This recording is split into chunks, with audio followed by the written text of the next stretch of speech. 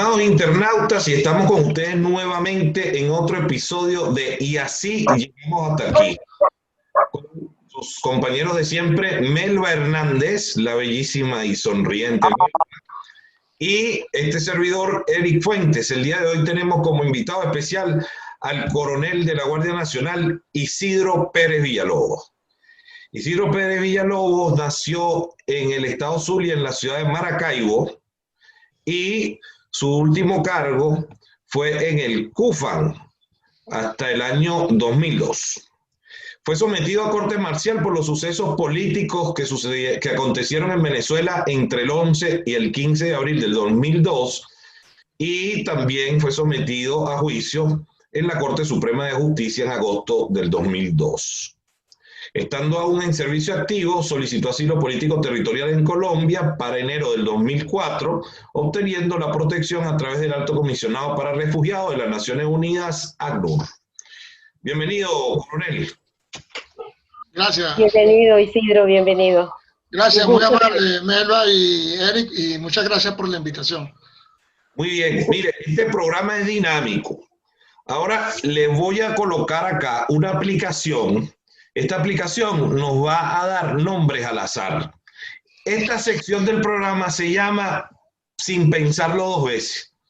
Yo le voy a mostrar a usted entonces acá los nombres, o el sistema le va a arrojar unos nombres, y usted va a decir en una sola palabra o frase qué opina de ese personaje de la política venezolana.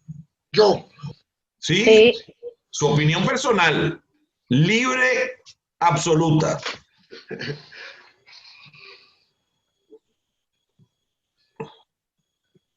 Ramón J. Velázquez. Último personaje de la democracia venezolana inminente antes de la tragedia.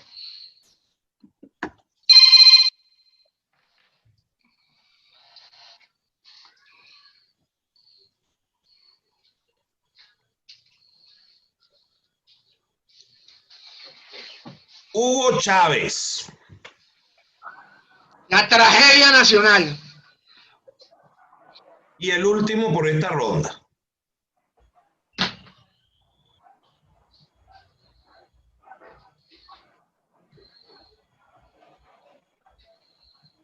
Jaime Lucinchi. Un bonachón de la democracia venezolana. Muy bien. Siendo así, entonces pasamos directamente a la pregunta de este momento. En esta primera sección vamos a hablar un poquito de la historia de Venezuela. Usted nos va a contar desde su visión, desde los cuarteles militares, ¿cómo cree usted que llegamos a esto de hoy? Porque ahorita tenemos a un Guaidó diciendo que de 10 días, este programa obviamente es grabado, lo estamos grabando el 25 de agosto. Hace menos de una semana Guaidó dijo que en 10 días tenía que haber una unificación nacional de todos los sectores para crear como una nueva MUD, pero de amplia base, para que todos los venezolanos participemos y vayamos a una consulta popular para buscar una salida de lo que él llama la narcodictadura. Entonces, siendo objetivo, coronel, ¿cómo nosotros llegamos hasta aquí? O sea, ¿cómo es que de esta organización sale un individuo como Hugo Chávez, que en lugar de tener sentido patrio se le arrodilla a unos cubanos, y nuestro país llega al punto en que estamos hoy en el 2020? Sí. Para empezar, Eric, hay que tener en cuenta la evolución muy rápidamente de lo que fue la historia venezolana que tú me estás preguntando. Recordemos que Venezuela, yo la divido en un periodo de colonial, de independencia, hasta el advenimiento de Juan Vicente Gómez. Y yo lo llamo la génesis del militarismo venezolano. Esos fueron 36 años de dictadura militar entre 1899 y 1935. Yo la llamo la génesis del militarismo venezolano. Entiéndase este concepto de militarismo venezolano, que ha sido una tragedia para Venezuela. Esto no es nada bueno. Es la injerencia del estamento militar dentro de la política venezolana. Eso hasta la caída y muerte de Juan Vicente Gómez, que es reemplazado para 17 años más, entre 1935 y 1952. Recordemos que sigue la secuencia militarista en la política venezolana con López Contreras, Isaías Medina, Medina Angarita, el golpe que le dieron a Rómulo Gallegos, el asesinato de Delgado Chalbó, hasta el advenimiento de Pérez Jiménez y la dictadura del general Pérez Jiménez. Se siguió la política. ¿Qué pasa? La injerencia política de las Fuerzas Armadas de Venezuela. ¿Qué pasó? Esas Fuerzas Armadas de Venezuela, a la par con a la caída de la dictadura, con el advenimiento de la democracia, entiéndase, en el año 58, esas Fuerzas Armadas fueron las que le sirvieron a Rómulo Betancourt, padre de la democracia anteriormente mencionado, ¿verdad?, para defender la democracia venezolana de las guerrillas castrocomunistas que vinieron en la década del 60. Recordemos que Rómulo Betancourt en el año 62 creó los teatros de operaciones contra guerrilleros, que fueron 6 teatros de operaciones contra guerrilleros, y donde se le determinó la voluntad política de derrotar militarmente a las guerrillas castrocomunistas para luego imponerle los términos políticos. Esa fue la ecuación que se utilizó. Esto se mantuvieron los teatros de operaciones contra guerrilleros. Esto es importante decirlo, porque la gente lo olvida. Fueron 6 teatros de operaciones contra guerrilleros hasta el año 70-72, con la primera presidencia de Rafael Caldera, donde son desactivados. ¿Por qué digo esto?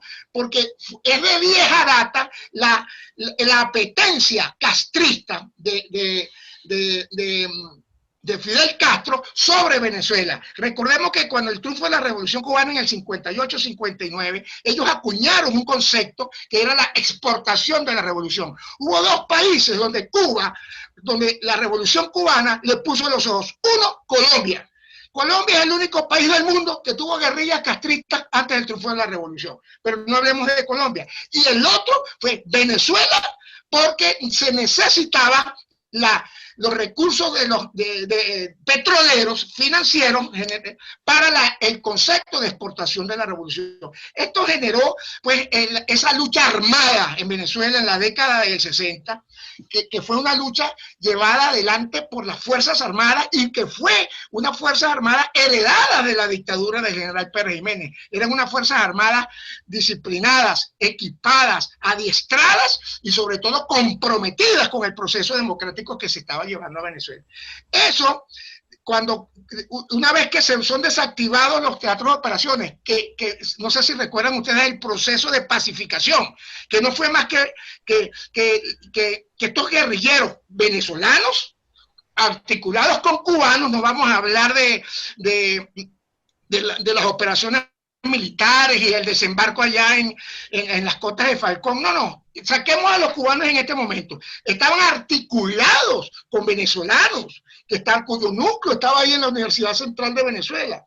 ¿Qué pasó? Esa gente baja de la montaña y se incorpora a la vida civil democrática, y acuñaron el término con las Fuerzas Armadas, con las Fuerzas Armadas, sin las Fuerzas Armadas, pero no contra las Fuerzas Armadas. Y ahí es donde viene el punto. En el año 72-73, Hugo Chávez Frías ingresa a la Academia Militar Venezuela, no como un muchacho joven con vocación militar, sino como parte de un plan político previo de esas estructuras comunistas venezolanas y articuladas con los cubanos, y entra a la Escuela Militar de Venezuela. ¿Con qué intención? Con la intención de infiltrar a las Fuerzas Armadas de Venezuela y empezar por el ejército. No sé si recuerdan que Chávez no entró solo a la Academia Militar, él entró con un hijo del señor del patán de José Vicente Rangel, ¿lo recuerdan? El hijo que fue alcalde, incluso que tenía algunos problemas de identificación de género, me da la impresión. El hijo de José Vicente Rangel, ¿lo recuerdan? Él entró a la Academia Militar con Chávez y no duró ni 2 o 3 meses, fue expulsado. Y Chávez, hay una carta de la época, la gente desconoce esto, donde Chávez habla y le dice a este señor, al hijo de José Vicente Rangel Ábalos, ¿se recuerdan? Que fue, creo que de Baruta, yo no recuerdo que... No, que era alcalde de Sucre. Eso, alcalde, exacto. Entonces le reclama que ellos habían ido con un propósito. Ese propósito, ¿cuál era? La infiltración, y es cuando Chávez empieza a catequizar oficiales dentro de las Fuerzas Armadas. No es casual que el 4 de febrero, ¿verdad? Todos los líderes del 4 de febrero, todos eran de la promoción de él. Y no olvidemos que Chávez regresa a la Academia Militar luego, por complicidades ya internas de las Fuerzas Armadas, y regresa como oficial de planta a la Academia Militar de Venezuela, y de ahí vienen estos cadetes que luego también salieron el 4 de febrero. Ahí está Diosdado Cabello, y todas esas playas de sinvergüenzas que están en este momento, que son parte de la estructura criminal del Estado venezolano. Todo esto, ¿por qué lo digo? Todo esto simplemente para decir que el pueblo venezolano, ya cuando gana Chávez en el punto de inflexión histórico, que es el año 1999, es verdad, la democracia venezolana tenía problemas de corrupción. Es verdad que la democracia venezolana necesitaba un cambio, necesitaba una remoción del proceso democrático, pero lamentablemente el pueblo venezolano fue engañado por esa génesis. El pueblo venezolano recordó, ustedes lo deben saber, recordó la época de Pérez Jiménez. No es casual que Chávez haya ido allá a España a visitarlo, estaba vivo todavía, y el pueblo venezolano todavía con ese psique en el corazón psicosocial, creyó que los militares o las Fuerzas Armadas iban a ser redentores de esa democracia venezolana, que era imperfecta, pero era una democracia que lamentablemente se perdió. ¿Qué ocurrió? Que ocurrió simplemente que Chávez, o el proceso, el autodenominado, como digo yo, el autodenominado proceso revolucionario bolivariano, engaña al pueblo venezolano. No le dijo que sus raíces eran castristas. Muy pocos oficiales lo sabíamos. Yo particularmente me meto ahí. Engañan al pueblo venezolano, y es el punto de inflexión del año 99, y empieza el proceso revolucionario, el autodenominado proceso revolucionario bolivariano de raíces Castro comunista, y empieza el proceso de entrega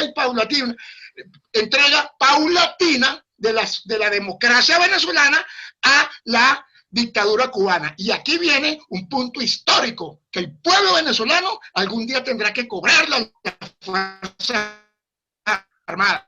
Las Fuerzas Armadas, en forma general, se prestaron para esta situación, porque fueron engañadas, fueron infiltradas. Muy poco el proceso revolucionario, aceptaron el proceso de destrucción del país, y pienso, y es mi posición personal, que las Fuerzas Armadas tendrán que pagar el saldo histórico de haber traicionado al pueblo venezolano. Eso nos lleva a la situación de hoy. Fíjese algo con respecto a lo que usted menciona. Hay algo que nadie dice, y vamos a aprovechar la oportunidad en este programa, ¿no?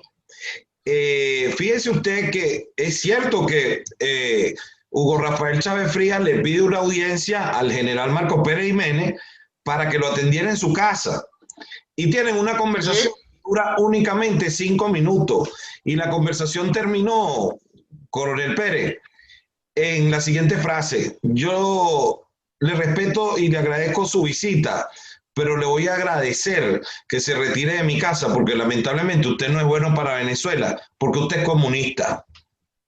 Y sí, así. Pero Jiménez lo identificó, pero Jiménez lo percibió por dónde venían los tiros, como decían en Venezuela. Entonces, todo esto lo comento, Eric y Melba, y distinguidos oyentes, ¿verdad? Y con la vehemencia del caso, como yo hablo, es para significar y poner las cosas en su lugar. Hay que hablar claro. Entonces, el pueblo venezolano después, lamentablemente, al ser traicionado por las Fuerzas Armadas, y aquí no solamente las Fuerzas Armadas, los banqueros, las élites, entre comillas, empresariales, también se prestaron para eso. Unos engañados y otros simplemente por intereses personales, ¿verdad? Que prácticamente lo mismo que estamos viendo hoy en día, ¿cierto? Se entregaron a este proceso sin saber que estaban cavando su propia fosa.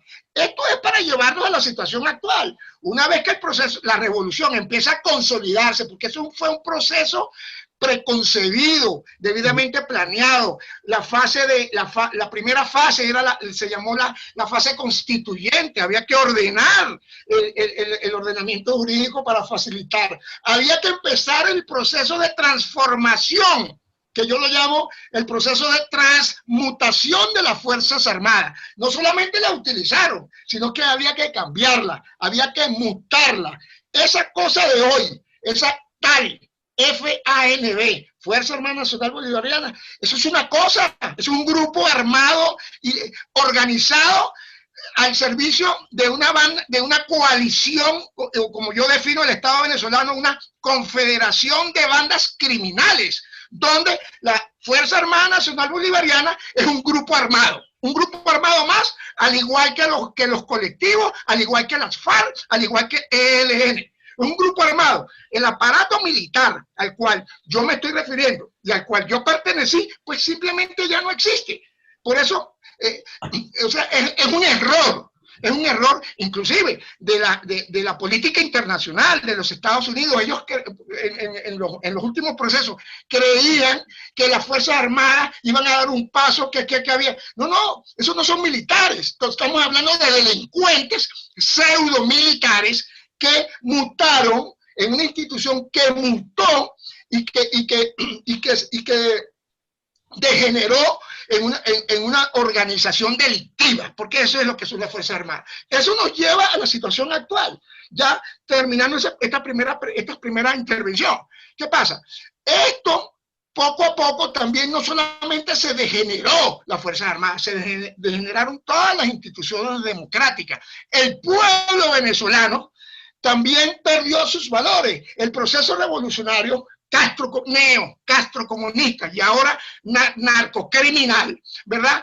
Hay 5 cosas que destruyeron en la sociedad venezolana. Primero, su identidad nacional. La verdadera venezolanidad fue destruida. Segundo, destruyeron la integridad territorial de la nación. En este momento el territorio nacional está fracturado. Tercero, han destruido el tejido social venezolano. Nosotros, todas nuestras familias, se rompieron los nexos familiares distribuidos por el mundo, fragmentados. Cuarto, y quizás lo más grave, la quiebra fatal de su tradicionalidad histórica judeocristiana. Se abandonaron los principios judeocristianos, llámense protestantes, llámense católicos, pero de carácter de la judeocristianos occidentales, para ser reemplazados con ídolos paganos ¿cómo es que llaman? Los babalaos, toda esta maldita basura cubana, pagana y atea. Y lo más grave, que han condenado a nuestros hijos, a los jóvenes, ¿verdad? Donde perdieron también fueron raptados psicológicamente, ¿verdad? Yo utilizo el término raptado en creencias ajenas a nuestra espiritualidad y a nuestra historicidad nacional. Resultado, tenemos una sociedad debilitada, una sociedad fracturada, roída en su espíritu nacional. Esto es gravísimo. Si lo más grave del pueblo venezolano, o lo que queda de él, es la destrucción de su espíritu nacional, es la destrucción de su dignidad nacional, reemplazada por ídolos paganos, castrocomunistas, y ahora, peor aún, en conchupancia y en contubernio con estructuras narcocriminales internacionales, como son las FARC, como son ELN y como son estas organizaciones extremistas del Medio Oriente. Ahora, y termino este punto, ¿cómo es posible que ahora tengamos un liderazgo pseudo opositor, ¿verdad? Porque eso es lo que es, que no tiene creatividad, no tiene iniciativa, no tiene inventiva, no innova, ¿verdad? Sino que siempre aplican el mismo plan, con los mismos efectos y los mismos efectos, sin que cuyo único resultado ha sido consolidar a esta confederación de bandas criminales que se llama Estado venezolano, producto de un liderazgo político pseudo opositor débil, poco creativo, y yo no sé si será hasta cómplice de la destrucción nacional. Evidentemente cómplice. No hay duda. Sin duda alguna, sin duda alguna. Sí.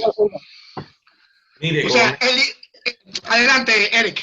¿Cómo cree que llegamos a un Guaidó? Precisamente, Eric y Melba, la pérdida, el debilitamiento de la estructura del pueblo venezolano. Primero, fuimos sometidos a la fuga de cerebros. O sea, gran parte del capital humano venezolano salió. Yo, por ejemplo, aquí en Colombia, mire, voy a poner este ejemplo. Aquí en Colombia yo catalogo como 3 grupos. Un primer grupo que fue que vinimos aquí en el 2002, que bueno, ahí me meto yo. Se contaban con los dedos de las manos. Vinimos por razones de carácter eminentemente político y era mínimo. Un segundo grupo, y aquí viene la conexión con la idea, ¿verdad? Más o menos a partir de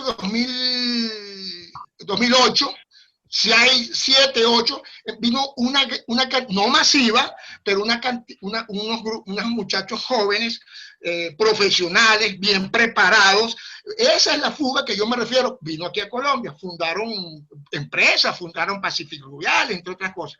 Y bueno, por supuesto, a partir de 2015, 2016, vino ahora, utilizando los términos comunistas, el Lumpens Proletariums, ¿verdad?, que es masivo y es lo más bajo de la sociedad venezolana, y es pero lo más grave, sobre todo generando un impacto a la seguridad nacional de Colombia, de Ecuador, de Perú, que es la base popular chavista. Resulta que muchos de esos que están saliendo ahorita, de la gran cantidad, eran los mismos que estaban allá gritando así es que se gobierna. Yo me los he conseguido aquí más de uno, le digo, busca ahora a tu comandante Chávez. Muchos no tienen ni la culpa, simplemente fueron manipulados, fueron engañados por esta ideología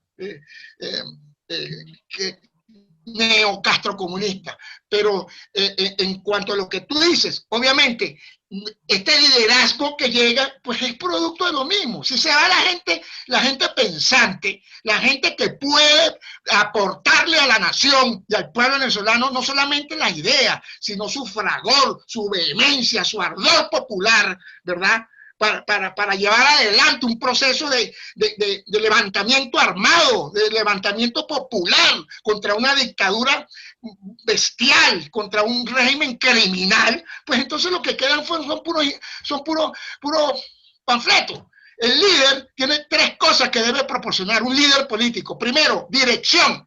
Debe proporcionar dirección. Segundo, debe darle propósito a la masa popular. Y lo más importante, debe darle motivación. Pues estos líderes mediocres que tenemos, yo no los puedo nombrar o no los nombro, pero bueno, encabezados por Guaidó, ¿verdad? Son líderes mediocres que no están dándole a las masas populares, o lo que queda.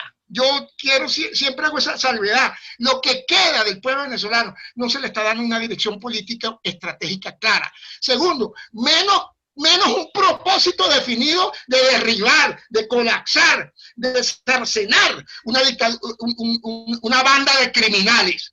Y tercero, pues, y es lo que más falta, la motivación. La política es de motivación, la política es de pasión. Yo tengo que creer en salvar a mi país. Pero si yo no creo en eso, si lo que creo que lo que voy a que necesito que se quite uno para ponerme otros y hacer una negociación escondida por allá en una mesa, pues eso no va a llegar a nada. Yo en este momento, o sea, de verdad no soy optimista con este proceso que estoy viendo. Porque es más de lo mismo. Esto no tiene creatividad. Es lo mismo con matices. Y los resultados van a ser los mismos. Un fracaso y la consolidación de la confederación de bandas criminales que conforman el Estado, el pseudo Estado venezolano. Mire, ahorita vamos a hacer un predio donde invitamos a la gente a que siga el canal, active la campanita y comparte el programa. Y ahora viene Melba a invitarlo a la segunda parte del programa. Sí, pero antes de seguir a la segunda parte, quiero terminar con la primera parte.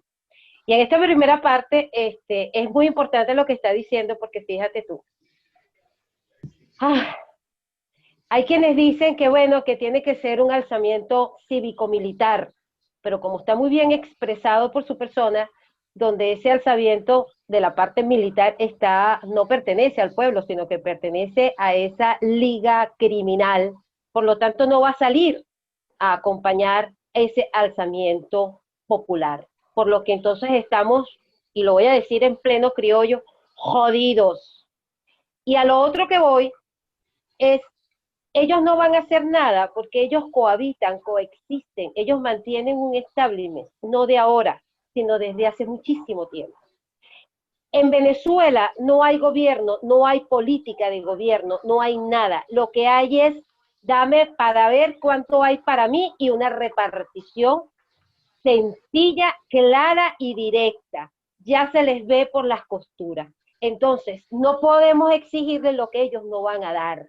Nosotros lo que necesitamos es personas como usted que le diga a esos militares que están fuera del país que hay que organizarse, los que son constitucionales como usted, que son de verdad la esperanza del venezolano que está dentro y fuera. Olvidémonos de esos venezolanos corruptos y criminales dentro del país. De estos pseudo líderes. Mira, Melba, al respecto tengo la siguiente idea.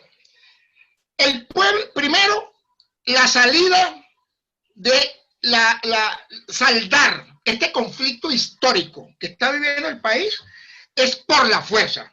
Esta gente, esta confederación de bandas criminales no va a salir bajo ningún proceso de carácter político, de negociación, de acciones unitarias, yo no sé cómo es que lo están llamando ahorita. No, nada de eso. Los criminales solamente entienden un lenguaje, y el lenguaje de la fuerza y de la fuerza legítima. Yo no estoy aquí hablando de que los hace. Bueno, aquí ahorita hay que pensar también en todo, pero estoy hablando que lo primero que se necesita es la conformación de una fuerza militar de carácter multinacional legítima.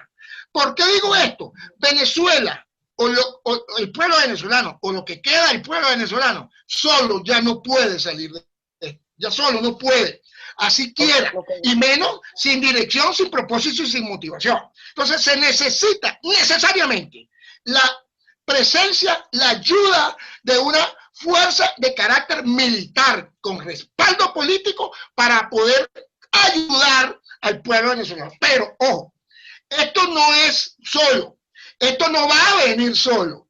La única forma, sí, solo sí, que una fuerza militar multinacional gestada, coordinada en el seno del Consejo de Seguridad de las Naciones Unidas o producto de una coalición internacional, ¿verdad? No se va a dar si el punto de incendio, el punto de ignición, la chispa, se da en el corazón del pueblo venezolano. Para que eso se dé, eso es lo primero que se debe dar. Pero para que esa chispa popular, y a eso me refería anteriormente, para que se dé una revuelta popular, que se lance sobre las barricadas y que esté dispuesta hasta las últimas consecuencias, es lo único que puede motivar, propiciar, estimular la conformación de una fuerza militar multinacional con respaldo político internacional que coadyuve al derribamiento de la estructura criminal que es el Estado venezolano. ¿Qué pasa? Si no se da el primer factor, que es adentro, en el corazón de Venezuela, pues eso no se va a dar.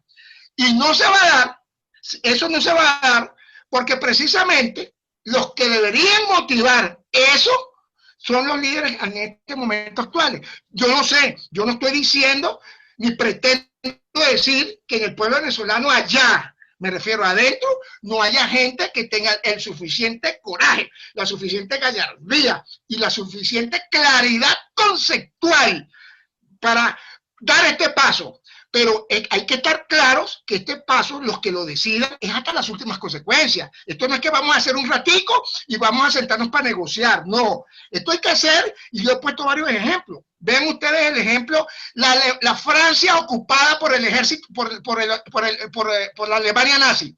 Se organizó un grupo que fue la resistencia francesa, que se organizó y empezaron a liquidar oficiales alemanes en los cafés. Se organizaron, pero sacrificaron, hubo muchos, dieron su sangre muchos franceses, y eso fue fundamental para ser articulado luego con la invasión aliada en las playas de Normandía. Estoy poniendo, salvando las grandes diferencias del caso. Podemos hablar del proceso libio. No es que salvando también las diferencias. Yo no estoy comparando diciendo que el fenómeno político es igual. No. Pero ¿qué pasó en Libia? La Libia de Gaddafi. El ejército de Gaddafi estaba también atornillado en lo mismo. ¿Qué fue lo que generó la intervención internacional?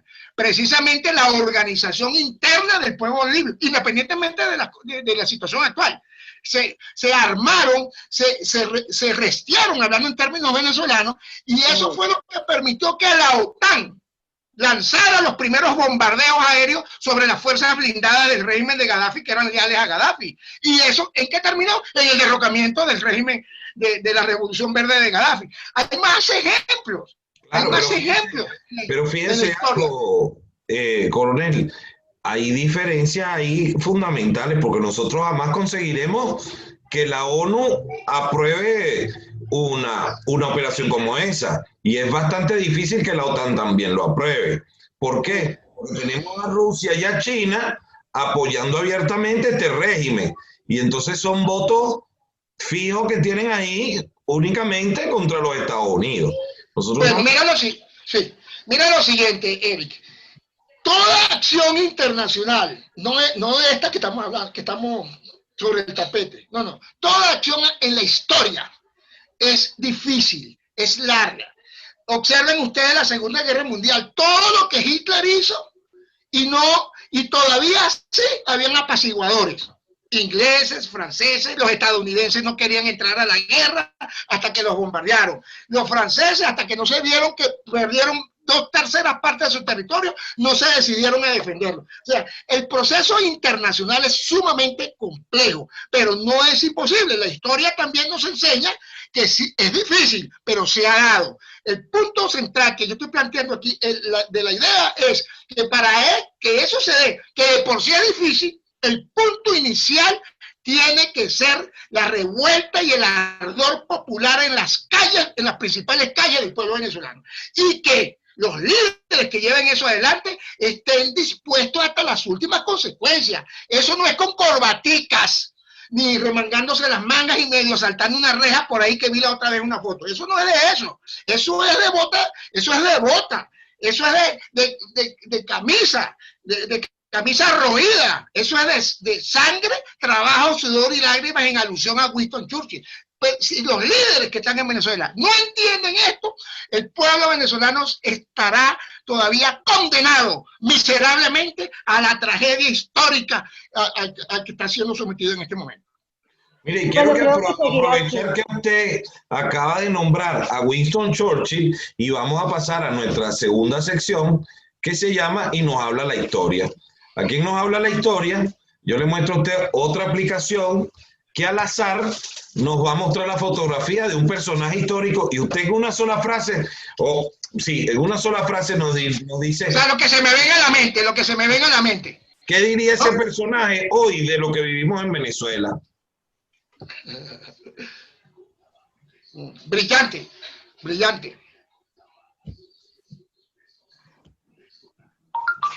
Charles de Gaulle, ¿qué le diría a los venezolanos hoy? Organícense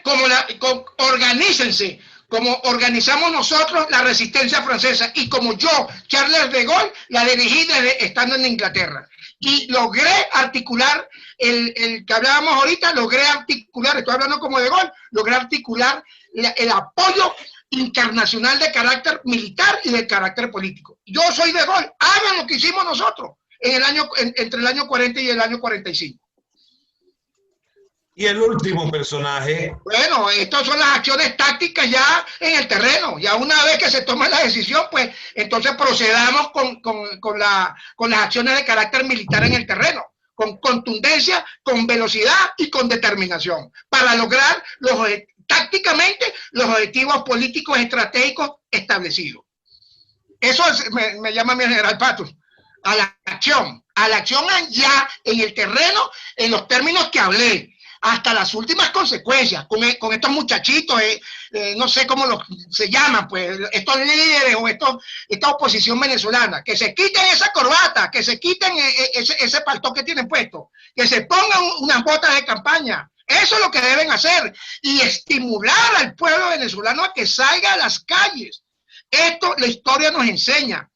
El pueblo tiene que lanzarse sobre las barricadas. ¿Que va a haber muertos? Pues claro que tiene que haberlo. Y con esto digo una idea. El pueblo venezolano necesita eso. Y ustedes me dirán, uy, ¿por qué? Mire, yo les voy a poner este ejemplo. Con esto lo he puesto en otros escenarios de carácter político. Si el régimen nacional socialista alemán no hubiese sido aplastado como fue aplastado, hoy en día hubiesen partidos nazis. Hoy en día, nos ponemos un símbolo nazi y vamos presos en Alemania. Hasta el himno, si tararíamos medio algo nazi, preso, con años. Eso está estipulado en la ley en la Alemania actual. Bueno, y el pueblo alemán hoy en día siente vergüenza por el nazismo, unos y otros, ¿sí o no? Sí. Bueno, lo que yo quiero decir en este momento es que nosotros, unos y otros, los que estamos en nuestra posición y los que están, el pueblo venezolano algún día tendrá que sentir vergüenza por el chavismo, si es que no la siente todavía. Pero pienso que toda la nación en algún momento tendrá el chavismo, esa ideología tendrá que ser proscrita del ideario nacional. Nosotros como venezolanos, sin ser chavistas, sin ser de la revolución, tenemos que sentir vergüenza. Y mañana, en un futuro de corto, de mediano, en cualquier horizonte de planificación que veamos, tendremos que sentir indignación por lo que hizo Venezuela, esta ideología híbrida, esta mezcolanza comunista, criminal, atea, antinacional, antipatriota, vendiendo toda la dignidad nacional, pues tendremos que sentir vergüenza. Nosotros cuatro que estamos sentados aquí, los que nos oyen, sin haber ser parte de eso directamente, pero así como el pueblo alemán, los hijos de esos asesinos de la Alemania nazi no tienen la culpa de lo que hicieron sus padres, pero hoy en día están avergonzados. Pues yo como venezolano y como oficial superior de las extintas Fuerzas Armadas Nacionales, siento vergüenza por el chavismo como venezolano. La tragedia, no solamente el país, lo que está determinando, después de hablar de Colombia, lo que significa la depauperación del gentilicio venezolano. Es rechazado. Si alguna nación quería a los venezolanos era Colombia, y a la fecha que estamos ya está rechazo. ¿Rechazo por qué? Por toda esta tragedia y toda esta problemática que le ha presentado el pueblo venezolano, producto de esto, a estos.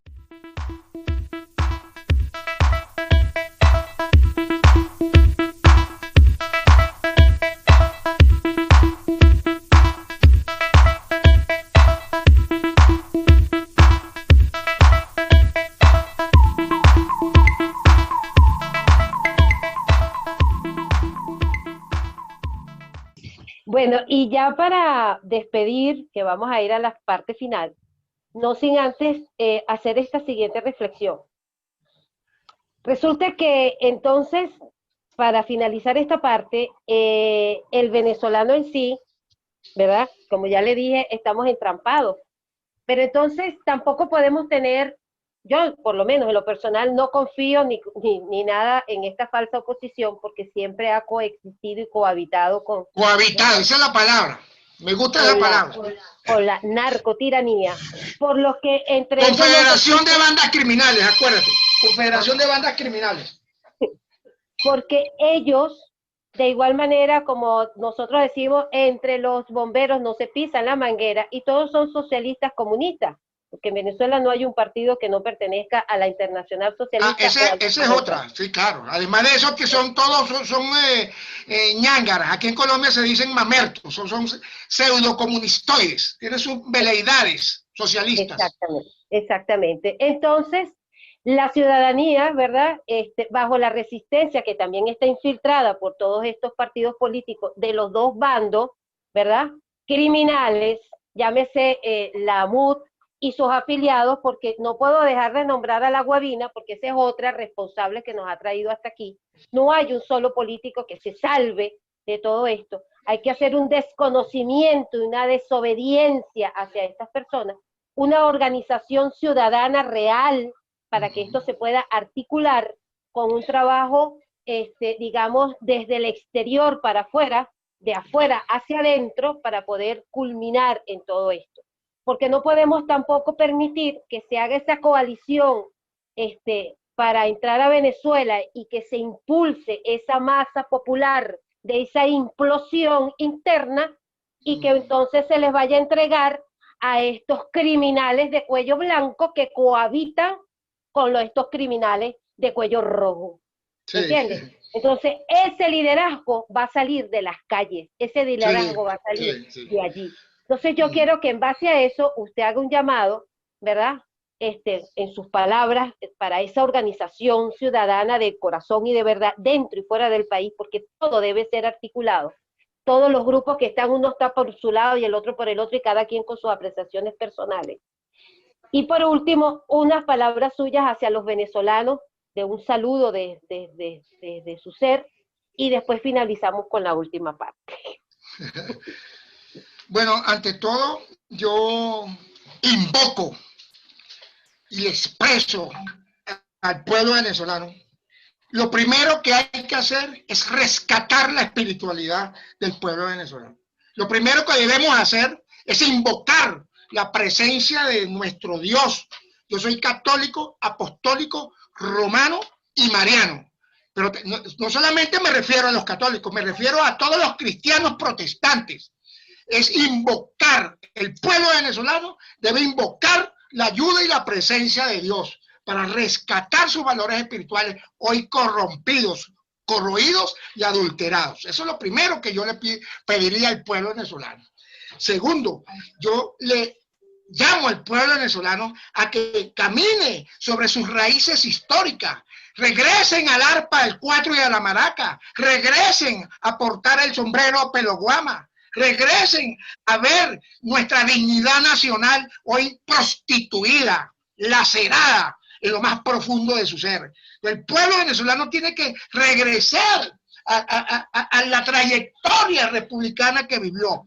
Yo no quiero decirles aquí vamos a recordar a Bolívar, no, olvidémonos de Bolívar, bastante manoseado, bastante trajinado, no solamente por estos criminales que están en Venezuela, sino por todas las organizaciones. La FARC dicen que son bolivarianos, el ELN dicen que son bolivarianos. Entonces, lo tercero es rescatemos la imagen del Libertador, primero respetándolo. Ya tendremos tiempo más adelante, después que salgamos de estos delincuentes y que defenestremos a estos bandidos, de rescatar la verdadera memoria del Libertador. Ahorita olvidémonos de eso. Estoy refiriéndonos a caminar sobre nuestra trayectoria heroica que fue el pueblo venezolano. No es vivir del pasado, no, es recordar el pasado para empujarnos al presente.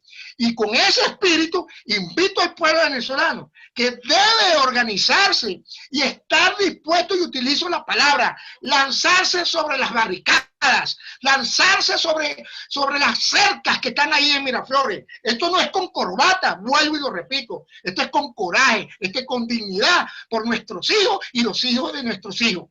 Y animosos a esa lucha de rescatar la libertad. Señores, el pueblo venezolano ahorita es esclavo, el pueblo venezolano ahorita es motivo de desprecio internacional, el pueblo venezolano ahorita está ultrajado. Entonces, yo creo que es motivo suficiente para que rescatemos la dignidad nacional, pero no vamos a rescatar la dignidad nacional, ni vamos a rescatar nuestra hombría, de nuestros hombres. Me hablo de hombría en términos genéricos. Aquí no nos vamos a poner como hombres y mujeres, hembras y machos. No. Aquí estamos hablando en términos como se habla, en hombres genéricos. Me refiero a hombres y a las mujeres que conforman el pueblo venezolano. La única forma de rescatar esto es lanzarse sobre las barricadas y poner en su sitio, hablar de una vez por todas con estos, no sé, gobierno interino, gobierno, yo no sé ya ni cómo lo llaman, ¿sí? Entonces, no prestarse para esta situación, porque los están llevando y lamentablemente los que estamos afuera y los que estamos adentro estamos condenando a lo poco que queda. Y con esto termino. Tenemos que salvar, tenemos que detener a sangre y fuego, si es necesario, el proceso de disolución de la venezolanidad. Venezuela en este momento está en un proceso de disolución nacional, desde el punto de vista territorial, desde el punto de vista social, desde el punto de vista político y en todos sus órdenes. La única forma de detenerlo es precisamente tomando una actitud que nos lleve hasta las últimas consecuencias. Esto no es con mesitas de negociación. Vuelvo y repito, es lanzándose sobre las barricadas de estos criminales. Ese es mi llamado, esa es mi reflexión. Gracias por esa reflexión. Va a salir alguien cuando vea este video y va a decir que qué cómodo, uno desde el exterior mandando a salir al pueblo de Venezuela. Claro, sí, pero yo quiero aclararle algo si alguien lo puso ahí. Yo le quiero aclarar a ese personaje venezolano que puso eso, que yo voy para 20 años aquí en Colombia y que precisamente sí di el paso cuando lo tenía que dar, en el momento y en la condición correcta, en armas. Yo me alcé allá y fui a una corte marcial. Y me tocó irme del país porque tengo allá orden de captura y perdí toda la institución y perdí el país. Así que ese que me está poniendo eso ahí, que tenga mucho cuidado, que yo tengo moral para hablarle. No lo está poniendo, es una pregunta porque estamos en grabación. Bueno, entonces por si acaso. No, pero estamos en el aire por si acaso. Porque a mí ese cuentico, que están en el exterior. No, qué pena contigo. Yo estoy en el exterior, pero yo no precisamente llegué aquí a Colombia en Avianca por el terminal internacional. Yo llegué por trochas aquí y dejé mi uniforme camuflado allá en plena frontera.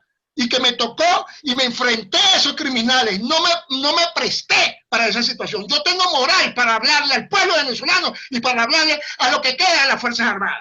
Y los que quedan afuera también. Mire, entonces, en resumidas cuentas, estamos claros que con Guaidó, este plan de 3 pasos, lo que es mentira, falsedad y más engaño para los venezolanos. Vamos ahora con el sombrero loco. Mira,